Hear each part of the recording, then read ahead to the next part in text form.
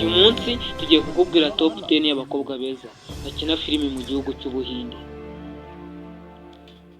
Mwibutse ko iyi channel yitwa Rukezo. Tukaba tukugezaho ibiganiro by'abasitari baba barakinnye filimi ndetse n'amateka y'abo basitari.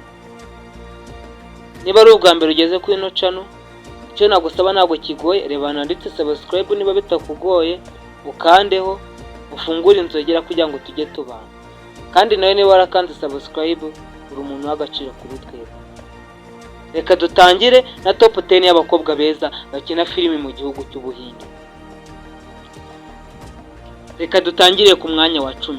Ku mwanya wa 10 dusangaho witwa Nayani Tala. Akaba ari umuproducer wa filimi. Akaba yakoze filimi nyinshi zitandukanye, harimo nka filimi yitwa Jawan.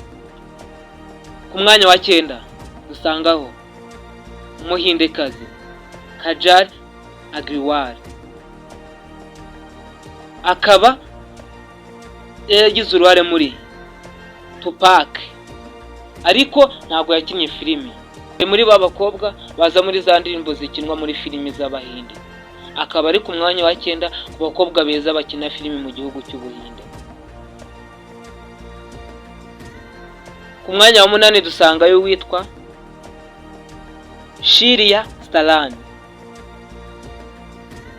Akaba ari umukinnyi wa filimi mu gihugu cy'Ubuhinde. Akaba amushyira ku mwanya wa 8 w'abakobwa beza mu gihugu cy'Ubuhinde. Akaba yagukiniye filimi nk'iyitwa Manam. Reka twikomeze no ku mwanya wa 7. Hazaho umwindakazi mwiza cyane bita Nargis Fakhri. Akaba ari umukinnyi wa filimi. Akaba yagukiniye nka filimi yitwa Spy. Ku mwanya wa 6 dusangaho umuhindekazi mwiza cyane Deepika Padukone. Uyu nguyu nawe ni umunyabigwi mu gihugu cy'Ubuhinde kandi akunzwe n'abantu benshi. Akaba yagukiniye nka filimi yitwa Jawan.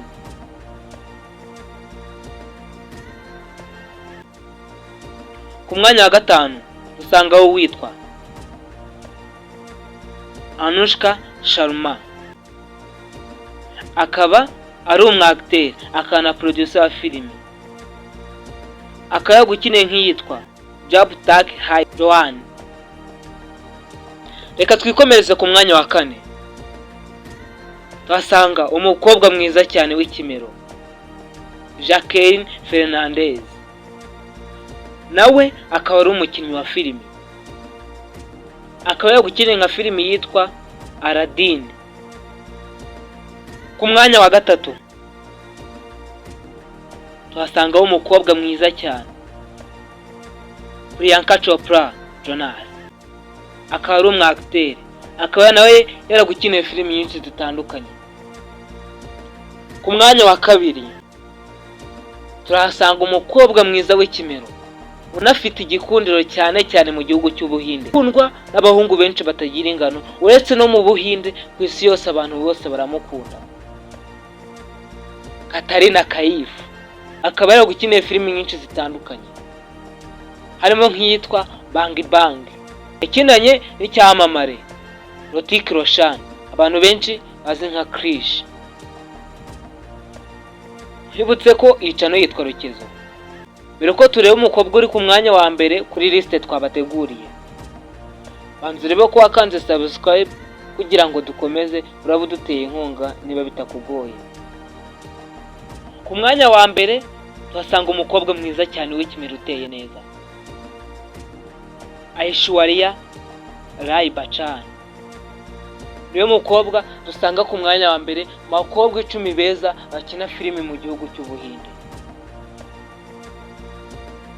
Niba wumva hari uzi tutashyize muri no liste, wamutubwira muri comment ntacyo bitwaye. Hamagara Gustave.